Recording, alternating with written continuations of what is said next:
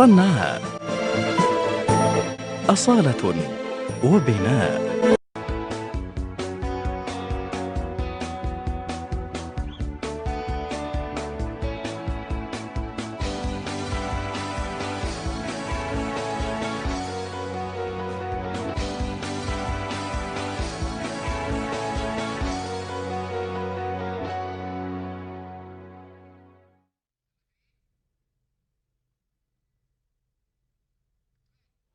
مشاهدينا الأعزاء، أهلا وسهلا بكم أعزائي المشاهدين إلى حلقة جديدة من برنامجكم عين على الوطن.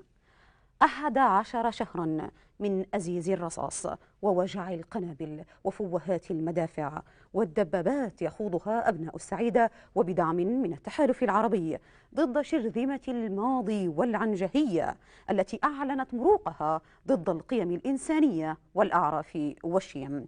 وها هو اليوم يعلن التحالف العربي عن تشكيل فريق محايد للخروج بتقرير كامل وواضح وموضوعي لتقييم الحوادث وآلية الاستهداف المتبعة، وذلك بعد ادعاءات متشدقة باستهداف المدنيين. فماذا بعد إعلان عن تشكيل هذا الفريق المحايد؟ هذا ما نتابعه في ثنايا هذه الحلقة مع ضيفي في الاستوديو الباحث والسياسي الإعلامي الأستاذ فتحي منجد، وكذلك ضيفي عبر الهاتف الأستاذ عبدو المختاري أحد الناشطين الحقوقيين. أهلا وسهلا بك الأستاذ فتحي. أهلا وسهلا بكم وبالأخوة المشاهدين الكرام، حياكم الله. حياكم الله أستاذي. مؤخرا أعلنت قيادة التحالف الداعمة للشرعية القيام بتشكيل فريق مستقل كما أنه عالي المستوى في مجال الأسلحة والقانون الدولي الإنساني، وذلك لتقييم الحوادث وإجراءات التحقق وآلية الاستهداف كذلك المتبعة وتطويرها، ثم الخروج بتقرير واضح وكامل وموضوعي لكل حالة على حدة.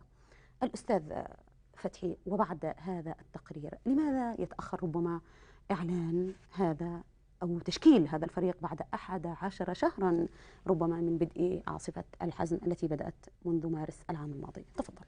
بسم الله الرحمن الرحيم. طبعا هذا البيان الذي صدر وهذا القرار الذي صدر هو جاء في وقت مناسب جدا. طبعا هو ليس جديد على قوات التحالف، فقد دعت إلى مثل هذا وإلى تشكيل لجان تقصي حقائق منذ فترات متقدمة، منذ القصف الذي حصل في مدينة المخاء، نعم. وكذلك ما حصل في سنبان، إلا أن الحوثيين رفضوا تشكيل اللجان في ذلك الوقت. طبعا الحوثيون منذ انطلاق عاصفة الحزم في 26 مارس 2015 وهم ينغمون على هذه الوتر، وهي نحن في حرب، فهم يتكلمون على قصف المدنيين والأبرياء وقصف المنشآت وما شابه ذلك، في الوقت الذي يتجاهلون قصف المعسكرات وقصف المقرات التي هم فعلا يديرون البلد منها والتي يسيطرون عليها. طبعا هم يهدفون من خلال هذا كله إلى تضليل الرأي العام العالمي والدولي. أما بالنسبة للمجتمع المحلي فهو يعرف كذب الحوثيين ودجلهم، ويعرف أنه ليس مستهدف كمدنيين وأبرياء، وإنما مستهدف الميليشيات والقوات التي استحوذ عليها الحوثيون. نعم. طبعا هم يستدلون، وهذا من الأمور الهامة والتي يعني يجب أن تطرح بقوة، ويجب أن يتناولها الإعلام الرسمي والموالي للشرعية وكذلك الناشطين بشكل عام، يعني وهي هم يستدلون إلى بعض التقارير. هذه التقارير صادرة عن بعض المنظمات التي تدعي أنها حقوقية وإنسانية وتعمل في الحقل اليمني. نعم. هذه المنظمات هي في الواقع في أصلها وفي حقيقتها هي مخترقة ومختطفة من الحوثيون كما اختطفوا البلد، ففيها كوادر من الإماميين يديرونها، فيجيرون العمل الإنساني والعمل الحقوقي لصالح الانقلاب على الشرعية في اليمن. كما قلت لك هم يهدفون تضليل الرأي العام. أما بالنسبة للمجتمع اليمني في الداخل فغالبية الشعب اليمني إن لم أقل نسبة عالية جدا هم يعرفون أنهم ليسوا مستهدفين، وهناك يعني حياة المواطن العادي تمارس بشكل طبيعي. أيضا ما يدل على ذلك أن المعسكرات الآن التي تستهدف التي سيطر عليها الحوثيون وصالح تقصف بشكل يومي، وهم يمارسون حياتهم الطبيعية في أسوار المعسكرات. صحيح. أنا على سبيل المثال مثلا معسكر 48 القاعدة الجوية، قاعدة الديلمي، بعض المعسكرات الأخرى، يتواجد الناس بحياة طبيعية.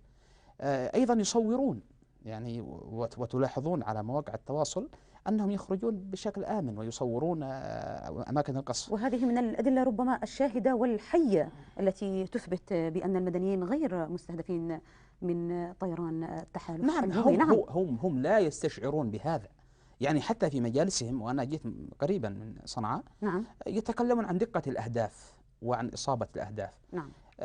طبعا أحيانا يخرجون من هذه الأماكن في أوقات عندما يتكثف القصف، تحصل انفجارات وتنفجر مخازن وتطاير شظايا، وربما بعض الأسلحة تخرج على الناس فينزحون من أماكنهم فترة مؤقتة ثم يعودون. نعم. ليس هناك عند المواطن اليمني مهما حاول الحوثيون وإعلام صالح وأن يروجوا أنهم اليمن هو المستهدف وأن الأبرياء هم المستهدفين، ليس نعم. عند الشارع اليمني أبدا أي تخوف. نعم قد تحصل، يعني احنا لا نقول انها لا تحصل، نعم. لكن في العموم الغالب الشارع اليمني يعرف تماما، يعني وعنده يقين انه ليس المستهدف من قوات التحالف. نعم. نعم. انا اريد بس ان اشير الى بعض الاشياء. انهم أستاذ فتحي، ذكرت في حديثك بأن يعني ربما التحالف قد دعا مرارا وتكرارا لفتح التحقيق في الادعاءات التي يعني يقولها الحوثي والمخلوع، فهل يعني كان يرفض في الفترة السابقة، فهل قبل الآن؟ هو لن يقبل طبعا، هذا شيء واضح جدا أن الحوثيون هم لن يقبلوا بهذه ولا بغيرها. ها هي نعم. الآن المقاومة على أبواب صنعاء. نعم. وهناك عقلاء يناشدونهم سلموا صنعاء، اخرجوا من صنعاء. هي نعم. فكرة إمامية تحكم بنظرية ثيوقراطية، يعني لا يمكن أن يسلموا صنعاء ولا يمكن أن يخرجوا من شيء. لكن أنا أريد أن أنبه إلى شيء في المسألة الأولى. نعم. أن المواطنين الذين هم الآن، الذي يحاول الحوثي من خلال إعلامه أن يصور أن قوات التحالف اعتدت عليه. نعم. الحوثي اعتدى على اليمن، يعني واسقط الدولة. صحيح. وانهب المعسكرات قبل وجود التحالف. صحيح. فالحوثي هو من بدأ العدوان، يعني صحيح. على الشعب اليمني بأكمله. وقوات التحالف إنما جاءت بطلب رسمي من رئيس الجمهورية وتدخل وبناء على مواثيق والمبادرة الخليجية ومجلس الدفاع العربي المشترك فهم تدخلوا تدخل شرعي. إذا كان غالبية الشعب اليمني الآن يؤيدون التدخل ويباركون وهم اليوم في صفوف المقاومة، ومنهم الآن، وأنا على ثقة ويقين أن في كثير من المحافظات الآن عندما وصنعاء ستكون خير مثال، سيخرج أبناء العاصمة يستقبلونهم بالأحضان ويأخذون السلاح إلى جانب المقاومة. فمهما تشدق الحوثيون ومهما ضللوا الرأي العام وأرادوا أن يضلوا الرأي العام، نحن نعرف أن المنظمات، وأنا من أبناء صعدة. نعم. وسفيان طبعا، نحن سفيان قريبا من صعدة وعانينا من الحروب الست، وأنا كنت رئيس الجمعية، رئيس جمعية خاصة بالنازحين. نعم. كنا نعاني من صلف الحوثيين في المنظمات. أنا أريد أن أنبه إلى أن المنظمات الإنسانية الآن التي تكتب التقارير وتحاول أن تجعل أن هناك عدوان على أبناء اليمن وتروج مثل هذه الأقاويل، هي أنها نفسها منذ فترات متقدمة تخدم الحوثيين. يعني قبل أن يسقط الحوثي صنعاء بفترات طويلة، وهذه المنظمات تخدم مشروع الحوثي.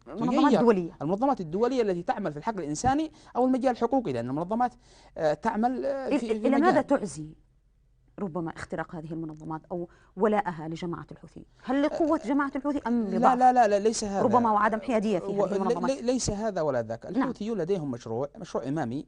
ويعدون له منذ فترات متقدمة. فكما اخترقوا مؤسسات الدولة وأجهزة الأمن وأجهزة الشرطة والمؤسسات العسكرية، اخترقوا المنظمات يعني من خلال كوادرهم.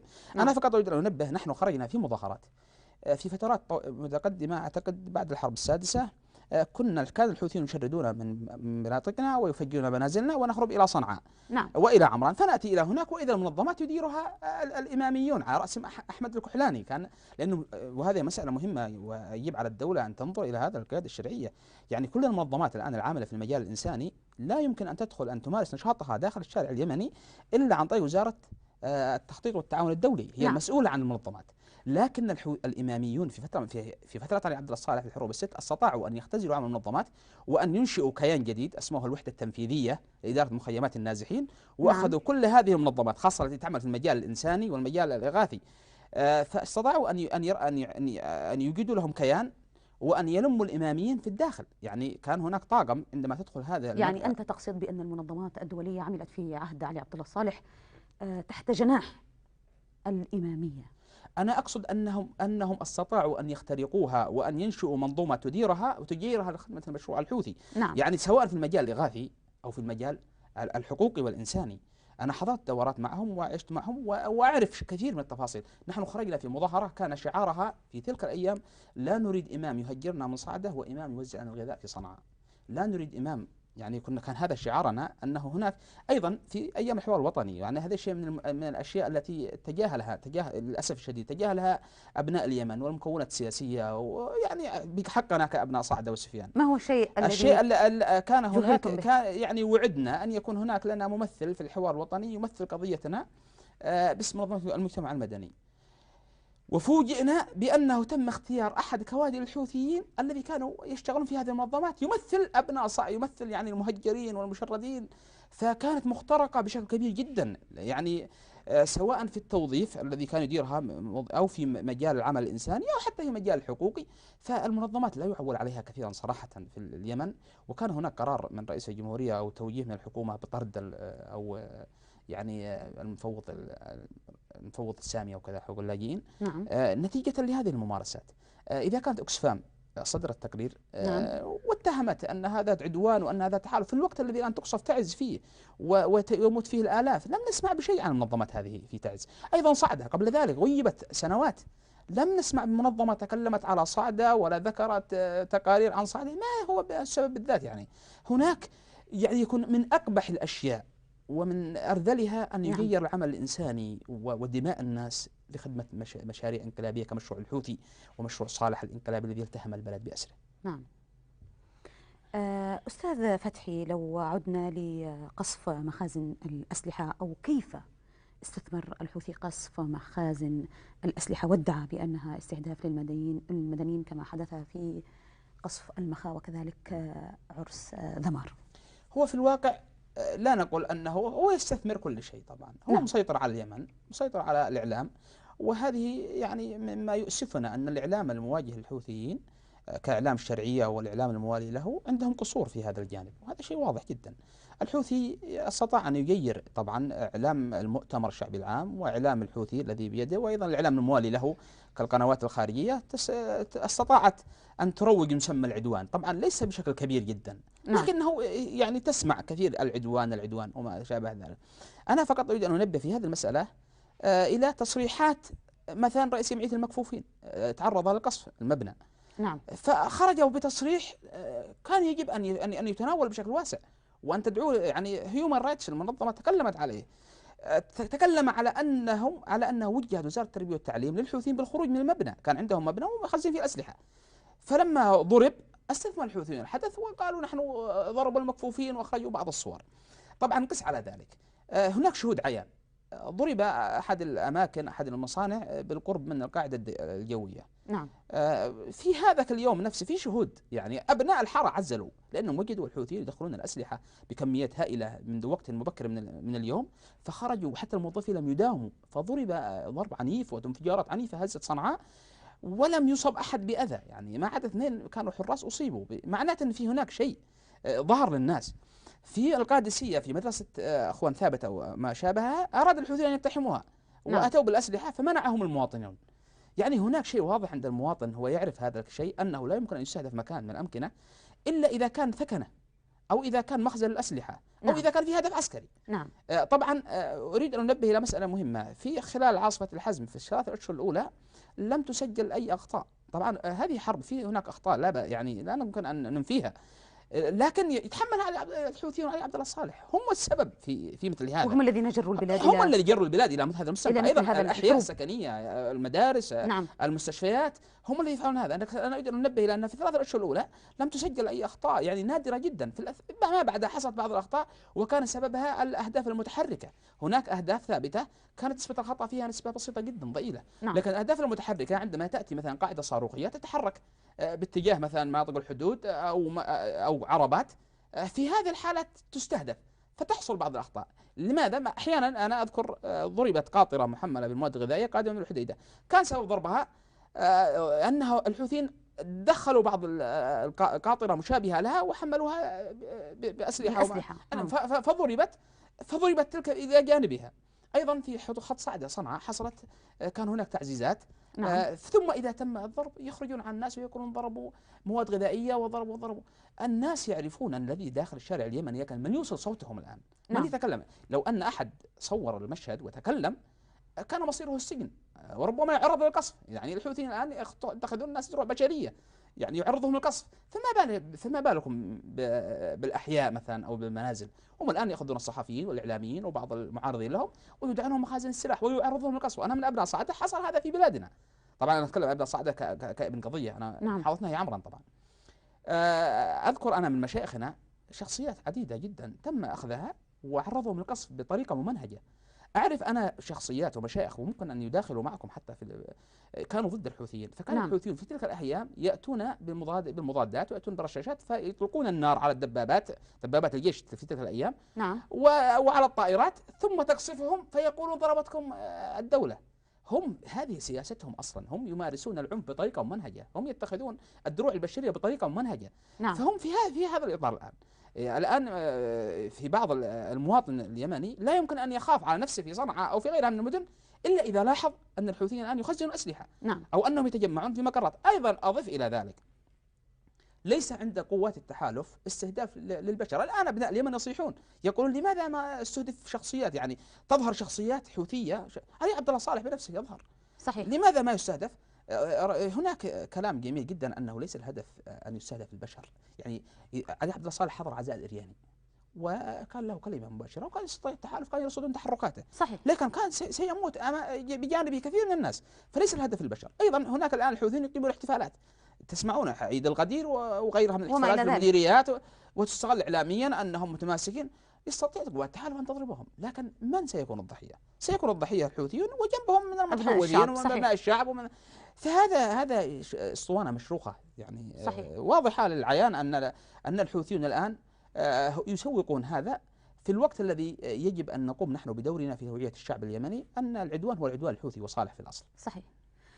أستاذ فتحي، ذكرت في أثناء حديثك نحن نعلم وندعي ونقول ونكرر بأن جماعة الحوثي بأنهم عبارة عن مجموعة مبردقين، وأنها جماعة وميليشيا يعني ليست لها أنظمة أو وليست لها قوانين ولا تعترف إلا بالسلاح. وفي نفس الوقت فنحن ندعي بأنها تخترق المنظمات الدولية، كما أن لها إعلام قوي يستطيع توجيه فئة كبيرة ربما من الشعب اليمني. كيف نستطيع الجمع بين هذه المفارقات الثلاث؟ بالنسبة لما وصفتهم من متبردقين، هم ما زالوا متبردقين إلى اليوم. نعم.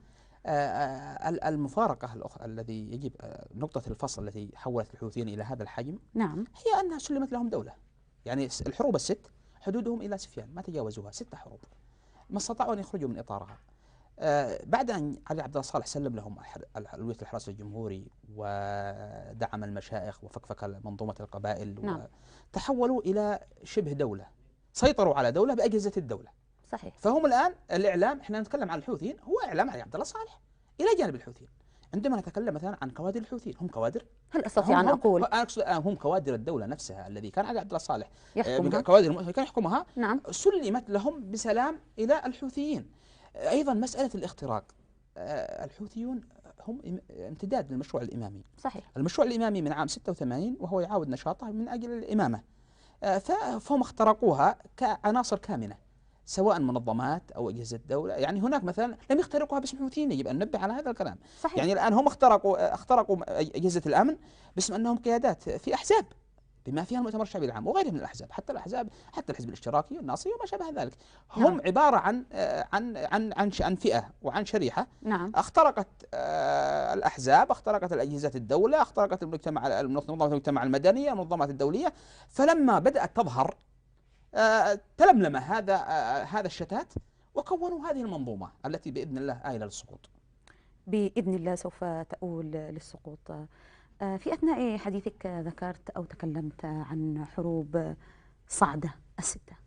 حروب صعدة الستة اليوم والمعاناة التي عاناها أبناء صعدة من التهجير، من القتل، من استهداف منازلهم، أين دلالتها اليوم في حرب اليمن ضد جماعة الحوثي؟ يعني هذا ما يؤسفنا جميعا، أنه لو أن المجتمع الشعب اليمني، وأقصد به كقيادة عسكرية ومدنية، وقفوا وقفة حقيقة وطنية، وقفة جادة في قضية صعدة لما وصل الشر إلى كل أنحاء اليمن. ما يحصل الآن من احتماء بالمدنيين وتعريضهم للقصف نعم. وانتهاك يعني لكل ما هو جميل في أرض اليمن قد حصل في صعدة على مرأى ومسمع من الناس. بل صعدة عانت من شيء لم تعاني منه اليمن، وهو الهجر والاستيطان. يعني كأننا في فلسطين كانوا من فترات متقدمة يهجرون أبناء صعدة المعارضين لهم ويستخدمون اليوم الهجر والاستيطان المعروف. كنا نصيح بحت أصواتنا، أغلقت القنوات أبوابها أمامنا للأمانة. علي عبد الله الصالح في تلك هل كان الفترة ذلك ممنهجا من يعني ضمن سياسة علي عبد الله الصالح أم أنه كان قصور؟ لا كان هناك من طريقة، الإعلام. كان هناك طريقة ومنهجية نعم. من علي عبد الله صالح كان بدرجة أساسية، وحتى الذين كان هناك خلاف. نعم. في تلك الفترة خلاف سياسي أثر على صرنا نحن مسرح الأحداث، أثر على قضيتنا حتى في مسألة الحوار الوطني. يعني حاولنا بكل جهدنا وخرجنا في مظاهرات وأنشأنا لجان ومؤتمرات وزرنا كل الناس. يا أبناء قضيتنا قضية صعدة، قضية الوطن، هذه أساس. مع ذلك يعني صمتت وسكتنا وأسكتنا في قضية صعدة. أبناءنا في سجون الحوثي إلى اليوم، وهناك تقرير صادر أن هناك 1000 قبل أيام صدر في أثناء الحملة من أبناء صعدة في معتقلات الحوثيين. صمتت حتى المنظمات منذ حروب صعدة 6 يعني. حروب أنا أعرف ولي أقارب من عام 2009 و2010 مختفين قسيا إلى اليوم في السجون الحوثيين إلى اليوم، لا نعرف عنهم شيء، لا نعرف عنهم أحياء أم أموات. أبناء صعدة عانوا كثيرا من الحوثيين، أبناء صعدة شردوا. هناك تقارير منظمات أن هناك 350 ألف التي شردت نسمة من صعدة في الحروب الست للأسف الشديد. وهذا يجب أن يعني نحن إذا لم نضع الجرح، إذا لم نضع العلاج على الجرح لن ننتهي. في تلك الأيام كان هناك صراع سياسي، فحاولت كل قوة أن تستعين بالحوثيين وأن تجامل الحوثيين. وكان الشعب اليمني طبيعته بفطرته يعني يظن أن هؤلاء عبارة عن حركة تتحول إلى حزب سياسي، إلى مجتمع مدني تطالب بحقوقها. نقول للناس هذا الكلام، لا يعرفون أبعادها، أنها حركة فكرية جذور تاريخية طائفية لا يمكن أن تتعايش، لا يمكن أن تقابل تعايش، لا تؤمن بالتعايش، لا تؤمن بالسلم الاجتماعي، لا يمكن أن تحول إلى مجتمع مدني. نحن كنا نعرفها عن قرب لأن احنا عايشنا الحركة من بدايتها، وكنا نصيح ونقول لا، هذه حركة لا يمكن. ولذلك أيام الثورة عندما كانوا يدخلون في الساحات ويظهرون بالمهرجانات كنا نقول لا، هؤلاء أشرار.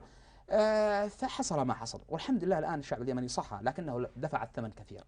يعني لو أنهم عرفوا، لو أنهم وقفوا مع صعدة كجزء من اليمن في تلك الفترة كقضية وطنية لما وصل الشر إلى كل أنحاء اليمن. أستاذ فتحي، يعني حروب صعدة 6 يعني لم يغطي الإعلام ربما ولا حتى شيء أو النزر اليسير منها يعني، وحتى اليوم تبقى ملفات حروب صعدة حتى اليوم ملفات مغلقة إن صح التعبير. متى ستفتح هذه الملفات لكل العالم وبخاصة لأبناء الشعب اليمني الذين لا يعرفون عنها سوى عنوانها؟ بعد تحرير صنعاء بإذن الله وتحرير اليمن سنفتح ملف صعدة، لكن سنفتحه معاتبين لمن قصر في قضية صعدة ومحاسبين لمن فرط فيها. صحيح. قد نعتب على إخواننا في الأحزاب والمكونات السياسية لأن هذا يعني تقصير واضح، لكن الحوثيين هم من أجرم في حقنا وحق الشعب اليمني، هم من سفك دماءنا، هم من هجرنا. لابد أن يمر عليهم العدل، لابد أن تمر عليهم أحكام القضاء، فلا بد أن تفتح الملفات، ولا بد أن يكون للخائن أخطأت وللمحسن أحسنت. وهذا سيكون بعد استرداد الدولة وعودة مؤسسات الدولة وبناء الجيش الوطني الآن يخطو خطوات في هذا المجال، وإن شاء الله لابد أن ينتصف كل مظلوم. إذا أستقبل اتصال من الأستاذ عبدو المختاري. السلام عليكم. وعليكم السلام ورحمة الله وبركاته. أستاذ عبدو المختاري، ونحن نتكلم اليوم عن الفريق المحايد الذي ستشكله قوى التحالف للبحث في ادعاءات استهداف المدنيين في اليمن. أستاذ عبدو، أتكلم اليوم عن صمت النخب الإعلامية والسياسية تجاه محافظة صعدة وكذلك الانتهاكات التي ربما حدثت وأقيمت ضد أبناء صعدة. لماذا صمتت النخب السياسية والإعلامية كثيرا وطويلا تجاه تلك الانتهاكات؟ تفضل. في البداية أرحب بك أختي العزيزة، وأرحب بالأستاذ الفاضل فتحي منقد. حياك الله. وبالنسبة لما تم تشكيله من قبل قوات التحالف فهذا يعتبر شيء جميل، وفي اعتقادي بأنه لولا الحوثيين إن هذا أو هذه المنظمة انشئت من قبل، لأن الحوثيين مستحيل يسمحوا لأي فريق إعلامي أو حقوقي العمل تحت سلطتهم أو تحت المناطق الخاضعة لهم. نعم. أختي العزيزة، صعدة وغير صعدة والوطن اليمني شماله وجنوبه عانى الكثير من ويلات ودمار وحروب الحوثيين. في صعدة حصل ما لا يتحمله العقل، في صعدة قتل الإنسان والطفل والحيوان والشجر، في صعدة تم قتل الأخ الحبيشي وهي قضية مشهورة ومعروفة في 2006. تم تفجير المنزل وفيه أكثر من 16 شخص داخل المنزل، ما بين طفل ونساء وكبار في السن. تم تفجير المنزل وقتل كل من فيه ما عدا 4 الذي تم إخراجهم من تحت إنقاذ هذا المنزل، ولم يتم تسليم جثث ال12 البقية لأسرهم أو يعلموا أين تم دفن هذه الجثث. متى كانت هذه الحادثة أستاذ عبدو؟ تفضلي. متى كانت هذه الحادثة؟ هذه في الحرب الرابعة في صعدة. السبب انه احد الجنود هرب الى هذا المنزل من بطش الحوثيين. نعم. عندما راوا الجندي دخل الى هذا المنزل تم تفجير المنزل بدون سابق انذار، وتم قتل 12 شخص داخل المنزل ولم يتم تسليم جثثهم الى ذويهم، وتم سجن رب الاسره. طبعا صاحب رب الاسره من محافظة إب من مديرية حبيش. نعم. لن نسمع هذه المنظمات الحقوقية العاملة في صعدة بما فيها منظمة أطباء بلا حدود. هذه منظمات مشبوهة تدار حسب رغبة الحوثيين، وكل من ينتموا إليها هم من الطائفة الحوثية ممن يحمل نفس الفكر وتم تجنيدهم من قبل الحوثيين.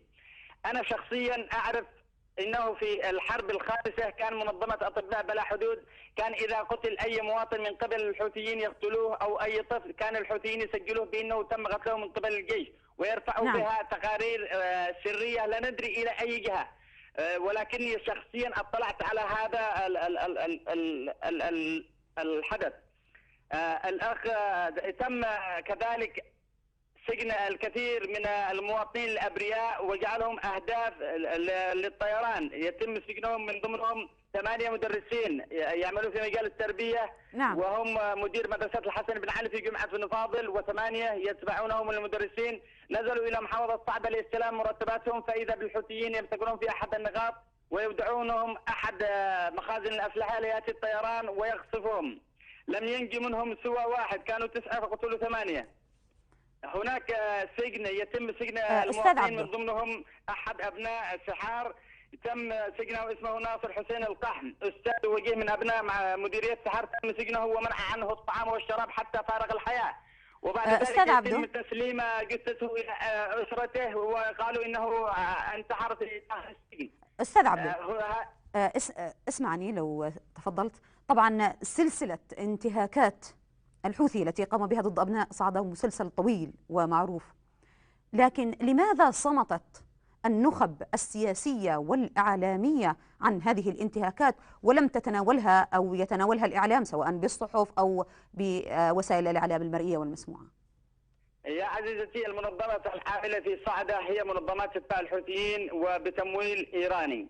هي منظمات تعمل بالأجر اليومي ومدعومة أوروبيا أو أمريكيا أو من قبل الحوثيين أنفسهم، تعمل بالأجر اليومي، ولا بد لهم أن يعملوا حسب طلبات الحوثيين أو طلبات من يدعمونهم من أجل الأغراض مشبوهة. هذه الانتهاكات مستمرة منذ 2004 وقد وثقت العديد من المنظمات الإنسانية والحقوقية للجرائم. منظمة وثاق رصدت أكثر من 13,600 حالة انتهاك حقوق الإنسان في صعدة في سنة واحدة في 2013. نعم. منها القتل والتعذيب والاختطاف والتهديد والإرهاب وتدمير المنازل والمصالح العامة واحتلال المساكن والمدارس ونهب الممتلكات الخاصة والعامة والغاء المدارس والمنشآت الحكومية. هناك تم تهجير أبناء دماج 15,000، ذنبهم الوحيد إنهم يحفظون كتاب الله، إنهم يقولون قال الله قال رسوله. تم تهجيرهم بصمت من الدولة نفسها ومن الحوثيين أنفسهم بعد حصار دام 96 يوم. لم نجد أحد يلتفت إليهم، لم نجد المنظمات الحقوقية التي اليوم تهتف بأن هناك عدوان على اليمن. هذا ليس عدوان، هذه حرب شريفة، حرب تحرير نطالب باستمرارها ونبدأ من صعدة لأنها رأس الفتنة ورأس الأفعى. إذا لم ينتهي الحوثي وميليشياته من صعدة فلن يكون هناك امن واستقرار في المستقبل. يا اختي، في صعده ممنوع دخول غير ابناء صعده اليها. نعم. كل ابناء ممنوع دخول اي شخص من خارج محافظه صعده اليها. هي تعتبر دوله مستقله ذات سياده يعتبرونها منذ 2011، وهذا يعرف الاستاذ فتحي وغيره. ممنوع دخول اي شخص لمحافظه صعده من غير المحافظه الا اذا كان يحمل بندق وهو من الميليشيات التي تتبع اليهم. واذا كنت من خارج محافظه صعده لابد ان تاتي بكفيل يكترث في النقطه التي على مداخل المحافظه، وبعدها تاتي بكفيل اخر يكترث في احد الفنادق التي تقيم عليها. وكل يوم يطالبون منك كفيل يكتلك على اساس انك تعيش في صعده. ابناء صعده الذين عايشين في المهجر، سواء النازحين او الذين عايشين في مغتربين في السعوديه او غيرها، إذا فكروا بالعودة ليس لهم أي تفكير بالعودة إلا إذا كانوا إلى السجون. كل من عاد من خارج صعدة يعود إلى السجون بدون قيد أو شرط. أستاذ عبدو، تم قطع مرتبات المهجرين من أبناء صعدة والضغط عليهم من قبل المنظمات العاملة، المنظمات الحقوقية كانت تصرف لهم شيء من الرز والدقيق، وبالأخير قطعوا لهم من أجل يضغطون عليهم يعودون إلى صعدة ليعملوا مع الحوثي وتحت إمرتهم كميليشيات ويقاتلهم، بعدين قتلهم وسجر منازلهم واختطف أبنائهم. أستاذ عبدو، هل يعني حديثك بأن أبناء محافظة صعدة أنهم لن يعلنوا ربما حتى في الأيام القادمة رفضهم لجماعة الحوثي وانضمامهم للشرعية حسب ما تقوله أستاذ عبدو؟ يا أختي، أبناء محافظة صعدة أستطيع أقول لك أن 75% منهم هم الموالين للشرعية. نعم. وموالين ثورة سبتمبر، لا وجود الحاضنة ضعيفة للحوثي حتى في صعدة أنفسها. لكننا لم نسمع رفضهم لتواجد الحوثي، كما أننا لم نسمع تأييدهم للشرعية. تفضل. لم نسمع رفضهم في محافظة صنعاء، لم نسمع رفضهم في محافظة الحديدة، لم نسمع رفضهم في محافظة تعز، لم نسمع رفضهم في كل كثير من نعم، لكن جل الانتهاكات كانت في محافظة صعدة. السلاح والنار على مدار الساعة، ويمتلك الدبابة والصاروخ والسجن، ويمتلك التعذيب والقتل. هناك يتم إخراج المساجين من السجون ومحكومين عليهم بالإعدام، ولديه نعم. دليل شخصي على ذلك، ولأسباب أمنية سأمتنع عن ذكرها على الهواء مباشرة. يتم إخراج مساجين محكوم عليهم في الإعدام، ولا يتم غيرتهم من أجل يذهبون إلى الجبهات ويقاتلون في صفوفهم. هناك ظلم يتعرض له أبناء صعدة أكثر من غيرهم مننا نحن كإعلاميين وكناشطين وكحقوقيين بأن نتهمهم بأنهم حوثيين. لا، الكثير منهم مشايخهم وكبارهم وأطفالهم ومعلميهم ومثقفيهم كلهم مغلوبين على أمرهم. إذا الأستاذ عبدو المختاري أحد الناشطين الحقوقيين، شكرا لمداخلتك. كنت معنا في عين على الوطن ونحن نتكلم عن الانتهاكات المستمرة التي قامت بها جماعة الحوثي ضد أبناء صعدة الميامين. أعود إليك أستاذ فتحي بعد هذا الحديث عن ربما الانتهاكات التي يعني أقيمت أو التي ارتكبت ضد أبناء صعدة المناضلين الصابرين ربما منذ سنوات طويلة. هل بإذن الله ستحرر محافظة صعدة عن قريب عاجل بعد الحديث عن بشارات الآن بقرب بإذن الله تحرير المحافظة أو العاصمة صنعاء؟ طبعا نحن على أمل بإذن الله الناس تتحرر صعدة كشأنها كشأن بقية المحافظات اليمنية. نعم. نحن يعني من تلك المناطق نتوقع أن يكون لصعدة شأن كبير. أبناء صعدة إلى الآن هم على أتم الاستعداد في مواجهة الحوثيين، هم ما زالوا مشردين أصلا من تلك الفترة من 2011 هم مشردين. في من أبناء صعدة الآن ضمن الجيش الوطني. نعم. في من أبناء صعدة الآن من هو مستعد، لكن أبناء صعدة بحاجة إلى عادة الأمل. أبناء صعدة الآن لديهم موضوع غير موضوع بقية المحافظات اليمنية. أبناء صعدة الذين شردوا من صعدة هم الذين كانوا محسوبين على المؤتمر الشعبي العام، لأنهم وقفوا مع دولة في حينه فطارتهم الانتهاكات. علي عبد الله صالح تخلى عنهم كما تخلى عن الوطن، كما تخلى عن الجيش، كما صحيح. فصاروا في شبه يعني في شيء من الإحباط النفسي. يعني أحد مثلا ابن صعدة يضحي بأبنائه تحت لواء جيش يقود علي عبد الله صالح، فجأة يقول علي عبد الله صالح في صف الحوثي. كيف يعني؟ يصير هناك شيء تناقض عجيب، يقول أنا ضحيت مع من؟ فأبناء صعدة بحاجة إلى إعادة أمل، بحاجة إلى إعادة ترتيب صفوف. نعم. بحاجة إلى الآن لم يدعى أبناء صعدة حتى لا نظلمهم، لم يتلقوا دعم، يعني دعوة لتشكيل مجلس مقاومة ومجلس عسكري أو ما شابه ذلك. نعم. لو كنت أنا خبير عسكري ولي نظرة لقلت تحرير صعدة في نظري لا يقل أهمية عن تحرير صنعاء، بل ربما يكون سابق على تحرير صنعاء نتيجة العوامل الجغرافية الموجودة والتي تؤهل وبأنها معقل الحوثي. أولا العوامل الجغرافية تؤهل تحرير صعدة، قربها من الحدود السعودية. نعم. قطع الإمدادات عليها من جهة الغرب من جهة الجوف، يعني في أمور مهيئة. إذا تم تحرير صعدة سيكون هناك فوائد للشعب اليمني كثيرة. الفائدة الأولى أننا سنمنع المخزون البشري الذي استطاع الحوثي أن يجيشه باتجاه المحافظات. سيكون هناك قطع لهذا الإمداد. الأمر الثاني سيكون هناك يعني قمع للحركة الحوثية كحركة وكدولة في موطنها. نعم. الأصل الحوثي الذي الآن يقف يقاتل في تعز عندما يجد أن الرأس سقط سينهار معنويا. صحيح. الأمر الأهم من ذلك أن سنعمل شرخ ما بين علي عبد الله صالح وبين الحوثيين. يعني هم الآن علي عبد الله صالح والحوثيين في جبهة واحدة، فإذا تم استهداف الحوثي في معقله سيترك كل حوثي كل جبهات وسيأتون لحماية السيد المزعوم الذي منتظر الحق الإلهي في صعدة. فتحرير صعدة شيء مهم جدا. العوامل أيضا مؤهلة. الحدود من جهة المملكة العربية السعودية حدود متسعة مع صعدة ومحيطة بها. من جهة ميدي هناك جبهة الآن والحمد لله تقدم الآن على الميدان، الإعلام لم يسلط عليها لكنها ماشية في طريق قوي. جهة الجوف صح وإن كانت بعيدة، لكن تحرير الجوف ودخول عمران في الخط ودخول صنعاء أعتقد ستكون صعدة على وشك التحرير بإذن الله سبحانه وتعالى. بإذن الله. أبناء صعدة كما ذكر الأخ عبد المختار وهو خبير بهم وعاش فيهم سنوات 75% ضد الحوثيين وهم مشرد الآن، ولا أنا على ثقة لو وجهت لهم الآن دعوة هم لا يمكن أن يبادرون لأنهم ما زال فيهم شيء من الألم النفسي، لكن لو وجهت لهم دعوة من الشرعية ومن رئيس الجمهورية لما توانى أحد. أتكلم عن دور أعلام المخلوع وكذلك أعلام الحوثي في الشحن الطائفي وكذلك ضخ رسالة إعلامية مغلوطة للآلاف من اليمنيين أو الآلاف من العوام إن صح التعبير. قبل أن نقول أنه يشحن يجب أن نعترف بقصور إعلام الشرعية والموالي له، هذا شيء واضح. نعم. هو مشروع ما هو التقصير؟ هو أنا تقصده بالضبط. قبل أن أقول ما هو جوهر التقصير أتكلم عن الإعلام الحوثي. نعم. هو فيه الشحن الطائفي، هو مشروع طائفي ويضخ في هذا المجال. هم عندهم قناة واحدة ووجهوا إعلامهم وكوادرهم إعلام حربي يعني يخدم قضيتهم. نحن كشرعية وكقنوات شرعية هناك كثير من القنوات الشرعية تشتتت جهودها إلى نوع ما، ينقصها بعض الأشياء من كادر من مواد إعلامية من دعم ربما إلى آخره.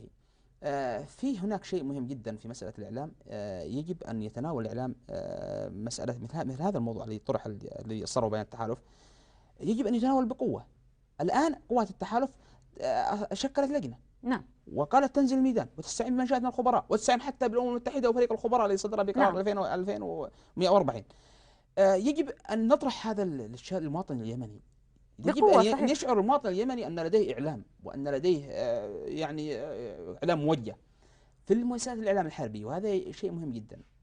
الإعلام الحربي نحن نتعامل بعواطف.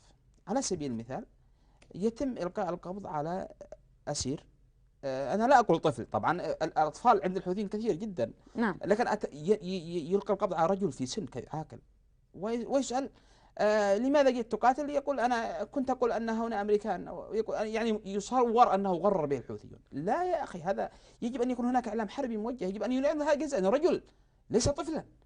فيجب أن يتناول الإعلام القضية بشكل واسع جدا. يجب أن يكون الإعلام موازي للعملية العسكرية على الأرض يغطيها. يجب أن يكون هناك توجه إعلامي قوي للشارع اليمني، يحس المواطن اليمني أن إذا كان الحوثي استطاع أن يقنع، مش لا يقنع، أراد استطاع أن يوجد نغمة العدوان داخل الشارع اليمني حتى ضد بعض الذين يعارضوه، فكيف يعني يجب أن يكون الإعلام له دور. هناك قصور واضح. نعم. أتمنى أن تتلافى، هناك خطوات إيجابية وهناك توحيد الجهود، وإن شاء الله يكون يوازي العملية العسكرية وربما يتقدم عليها بإذن الله. بإذن الله أستاذي الكريم سيعود السلام إلى حضن الحبيبة اليمن. حتى الآن يعني وبعد ربما يعني تقدم قوات الشرعية وقوات الجيش الوطني وأبناء المقاومة الشعبية ووصولهم إلى حدود صنعاء مشارف عاصمة سام، حتى الآن لا يزال الكثير من المنتمين للحرس الجمهوري يعلنون ولائهم لجماعة الحوثي؟ ما هو السر وراء هو ذلك؟ هو لا نقول الكثير، في هناك امور طيبه. قبل بالامس كتيبه انضمت الى نعم. يجب ان نقول ان الحرس الجمهوري كافراد هو شأنهم شأن ابناء اليمن رافضين للمشروع الحوثي، لكن كمفاصل الحرس من قيادات عسكريه عليا ووسطى هي التي تقود الحرس الجمهوري وتجيره للحوثيين، نعم. لانها سلمت وتوجهت على عبد الله الصالح ونجله. فالحرس الجمهوري مضغوط على امره الشأن بقيه المعسكرات، لكن لو استطاع أن يفتك من هذه البوتقة، ونحن ندعوهم أن يخرجوا من هذه البوتقة اللي وضعوا أنفسهم فيها. المعسكرات الآن خاصة معسكر دهرة الآن ل 63 قربت منه المقاومة، نعم. يجب أن ينتفض، وأعرف فيه ناس عقلاء كأفراد. فالحرس الجمهوري هو شأن ابن اليمن. هذا هؤلاء أنتم اختطفتم، هؤلاء الحرس من ضباط وأفرادهم اختطفوا كما اختطفت اليمن، فكيف يدافعون عن ميليشيا؟ هم الآن يهينونهم يذلونهم، لا يعني يهينونهم في صرف الرواتب، نعم. لا يقيم لهم أي وزن.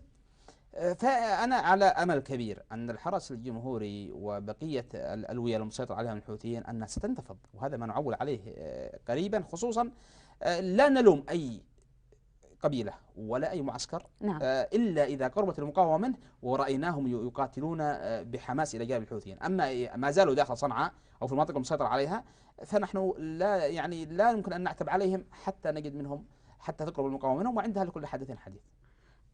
لو تكلمنا عن تحرير العاصمة صنعاء، هل تظن بأن يعني جماعة المخلوع والحوثي ستجنب اليمن وصنعاء حمامات دم وشيكة، أم أنها ربما لن تسلم المعسكرات؟ أنا على ثقة أن الشعبية. الحوثيون لا يبالون، هم يريدون تدمير صنعاء، يريدون نعم. تدمير اليمن. هم لا يبالون لا بمواطن ولا بمدن ولا بمنجزات. هم عبارة عن جماعة تؤمن بالحق الإلهي، هم ينتظرون الحق الإلهي بالنصر، فلا يمكن أن يخرجوا من صنعاء ولا يمكن أن يفعلوا. لكن نحن التعويل الآن على من؟ التعويل على قبائل المحيطة بصنعاء. نعم. قبائل الشهامة والشرف من خولان ومن نهم ومن أرحب ومن همدان، القبائل السبعة المحيطة بصنعاء هي المعول عليها أن تنتفض ضد هذه الميليشيا وأن تجنب صنعاء الدمر. المعول على أبناء صنعاء أن يكون هناك لهم حراك، وأن يكون لهم تواجد، وأن يكون هناك رفض، وأن تسمع صوتهم. الحوثي حتى وإن مارس القمع لا يستطيع أن يمارس القمع بحق ملايين من أبناء الشعب اليمني. هؤلاء الآن هم المعول عليهم بعد الله سبحانه وتعالى في تجريب صنعاء الدمر. وأنا على ثقة أيضا المعسكرات الموجودة في صنعاء، نحن على ثقة أنها بإذن الله ستعود إلى حضنها. لا نقول يعني ستنفك، هي ستعود إلى حضنها الأول، ستعود إلى الشرعية، ستعود إلى رئاسة الجمهورية، إلى القائد على القوات المسلحة التي كانت تدين له بالولاء، والتي أقسمت اليمين الجمهورية على السمع والطاعة له. نعم. فهذه أملنا أن صنعاء ستتجنب الدمار، لكن ليس بسبب الحوثيين، وإنما بسبب أبناء صنعاء والقبائل المحيطة بصنعاء والقوات العسكرية الموجودة بصنعاء. بإذن الله أنها ستحرر، وسنحتفل في ميدان التحرير قريبا بالنصر كما احتفل الحوثيون بإسقاط الجمهورية اليمنية. بإذن الله. لو تكلمنا ربما يعني عن الواقع الأمني داخل المحافظات، سواء التي يسيطر عليها الحوثي أو المحافظات المحررة، لوجدنا بأن المحافظات التي يسيطر عليها الحوثي قد تعتبر أكثر أمنا من ناحية الاغتيالات والانفجارات كما يحصل في محافظة عدن. بماذا تعلق؟ هي ليست آمنة. هي فيها رعب، فيها اعتقالات، فيها تعسفات، فيها اغتيالات، فيها امور يعني، لكن نتيجه الكبت الاعلامي الذي ما حد ينقل اخبار، فيها شيء من التكتم. مساله الانفلات الامني في عدن او في بعض المحافظات المحرره سببها الحوثي، هو ما اسقط الدوله مع علي عبد الله صالح، هم السبب. فاذا وجدت الدوله زالت كل المعوقات. الامر الثاني، هم من يحرك القاعده، هم من يحرك الخلايا النائمه، هم من يزرعون هم هؤلاء. فإذا تم تحرير صنعاء وتحرير البلاد ستزول هذه الأشياء. الأمر الثالث أنهم أسقطوا دولة بمنظومها بما فيها. صحيح. الدولة هي كالطفل، تحتاج إلى نمو وإلى رعاية. هناك خطوات قوية جدا الآن على الأرض في تأمين عدن والمناطق المحررة، وأعتقد أنها بإذن الله ستتحرر. إذا تحررت صنعاء وإذا أمنت ستأمن عدن وغيرها من المحافظات وتعز وغيرها. فلا نقول أن هناك أمن في هذه المناطق، لكن نستطيع القول نقول أن هناك قنبلة موقوتة في المناطق التي تسيطر على الحوثيين، بينما المناطق التي تم تحريرها حتى وإن حصل شيء من الخلل هي عبارة عن نتيجة طبيعية، لأن وجود غياب الدولة سبب مثل هذه التفجيرات وما شابه ذلك. نعم، والفجوات الأمنية إن صح التعبير. الحوثي جند من أطفال اليمن ربما 80% ممن جيشهم في صالحه، يعني ربما للاصطفاء الإلهي المزعوم. لكن ألا تظن بأن المقاومة الشعبية كذلك كانت تضم عددا لا بأس به من الأطفال؟ ما هو تعريف؟ المنظمات الحقوقية ذكرت أن 80% نعم. من شمال الحوثيين. الحركة تقوم على تجنيد الأطفال من البداية، وهناك تقارير دولية كثيرة في هذا الجانب. 20% كانت بعض الجماعات المسلحة التي فيها كالقاعدة وما شابه ذلك من الأطفال. نعم. بالنسبة للمقاومة أنا لا أجد أحد يعني من الأطفال. الحوثيون في أطفال من تحت سن 12، وقد رأينا بعض فرق التحصين تنزل في الشوارع وتلقحهم. صحيح. المقاومة ليس فيها هذا الشيء، وهناك معايير دمج المقاومة بالجيش الشعبي. نعم. وهناك معايير في السن، معايير في أشياء مهمة جدا، لأنه سيكون جيش وطني أصلا، والجيش الوطني خاضع لمعايير. أيضا الجانب الشرعية هو جانب دولة، بناء مؤسسات. نعم. فإذا جاء طفل لا يمكن أن يقبل، بينما الجانب هو عبارة عن ميليشيات الحوثيين فيقبلون من هبة ودب. فأنا أنفي نفيا قاطعا أن يكون هناك أطفال، يعني بمعنى الطفل الذي هو عند الحوثيين. هناك شباب في سن الشباب فوق 18، في سن 20 صح، مع المقاومة وهم عدد كبير، لكنهم في سن الرجال ليسوا في سن الأطفال. أما الحوثي فهو يجند من 7 سنوات و8 سنوات و10 سنوات. نعم. والمنظمات ذكرت تجنيد الأطفال عند الحوثيين وتناولته، لكن لم تذكر المقاومة بشيء حد علمي حتى الآن. نعم. لو أتكلم فقط عن الوضع الإنساني في تعز، ماذا يشكل اليوم على الخارطة اليمنية؟ أعتقد أن مأساة تعز هي جرح في قلب كل يمني. نعم. ونحن ندعو قوات التحالف أن تحرر تعز قبل تحرير صنعاء. نعم. والله نحن نتمنى هذا نظرا للوضع الإنساني تحرير. نعم، للجانب الإنساني، أيضا لموقع تعز الاستراتيجي وحقد الحوثيين وعلي عبد الله صالح عليها. تحرير صنعاء، تحرير تعز سيكون لنا فرحة للشعب اليمني قبل أن تحرر صنعاء. إذا لا يعني فنحن نتمنى. تعز الآن تعاني من الحصار. نعم. تعاني من القتل، تعاني من القصف بطريقة ممنهجة. هناك حقد دفين مع علي عبد الله صالح أن هذه هي كانت منبع الثورة عليه، وكان فيها الرواد الفكر والأدباء الذين انتفضوا ضده. صحيح. الحوثيون كذلك لهم حقد تاريخي مع تعز. تعز بلد النضال، بلد الشرفاء، بلد الثوار، فاجتمع الحقدان على تعز. نحن الآن نتمنى وندعو قوات التحالف أن تحسم أمرها في تعز وأن تحرر تعز. تعز إذا تحررت تحرر اليمن. تعز هي المخزون البشري، تعز هي قلب اليمن النابض، هي العاصمة الثقافية. نحن قلبنا يتقطع على تعز وعلى ما يحصل في تعز. نعم. هي جرائم، لكن أبناء تعز في الواقع لهم الشكر والتحية. أبناء صامدون مقاتلون يوثقون كل جرائم الحوثيين. نعم. ومع ذلك سينتصرون بإذن الله، وسيسقط المشروع الإمامي وسينكسر في تعز كما انكسر في 62 وما قبلها على يد أبناء تعز وغيرها من المحافظات اليمنية. أستاذ فتحي، إذا تم بإذن الله يعني تطهير اليمن من ميليشيا الحوثي وصالح يعني بإذن الله، فما هي الخارطة السياسية القادمة الجديدة التي تتوقعها، التي سترسم على أرض اليمن السعيد؟ احنا كنا ماشيين على كان عندنا خارطة. نعم. بعد خروج علي عبد الله صالح من الحكم ومبادرة الخليجية كنا ماشيين على خارطة ومخرجات حوار وطني، هو من انقلب عليها. نعم. فإذا تم تحرير اليمن بإذن الله من الحوثيين، وهذا شيء أمر لا شك فيه، سنعود إلى ما كنا عليه من العمل السياسي. نعم. من استكمال ما تبقى من المبادرة الخليجية، بتنفيذ مخرجات الحوار الوطني، إنشاء الدولة الاتحادية التي يحلم بها اليمنيون. نعم. جميعا. وسنعود بإذن الله إلى التآلف والتوافق وعلى ما كنا عليه، بل وأفضل بإذن الله على ما نحن عليه في الوقت الراهن. أنت تتفائل بالخير في حال انتهاء حصيلة بإذن تطهير اليمن من نعم. شرذمة الحوثي. وأيضا كلمة أخيرة. نعم. نحن ننشد من قوات التحالف أن تساعدنا على إعادة الدولة التي نهبها الحوثي.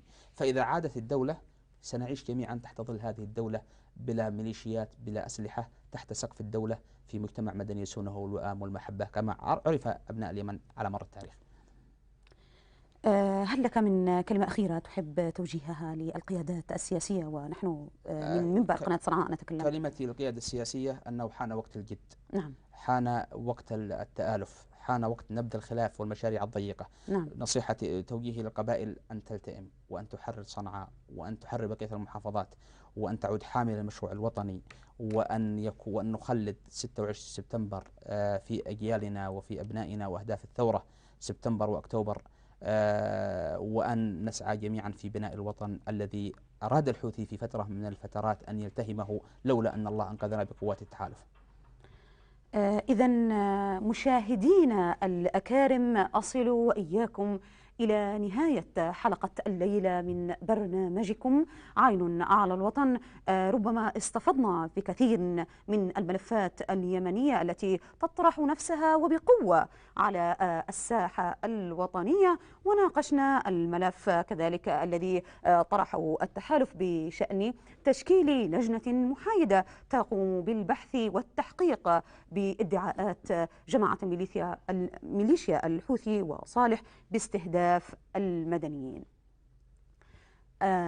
قضية اليمن قضية كل اليمنيين، قضية اليمنيين في الوطن والمهجر، بأن يصبح الوطن كل الوطن هو الحاضنة الأولى والأخيرة لكل اليمنيين. لا يسعني سوى أن أشكر السادة المشاهدين، وكذلك أشكر ضيفي في الاستوديو الناشط الإعلامي الأستاذ فتحي منجد، كما أشكر ضيفي عبر الهاتف عبدو المختاري الناشط الإعلامي. وإلى حلقة جديدة وإلى ملف يمن ينعم بالسلام. دمتم في رعاية المولى.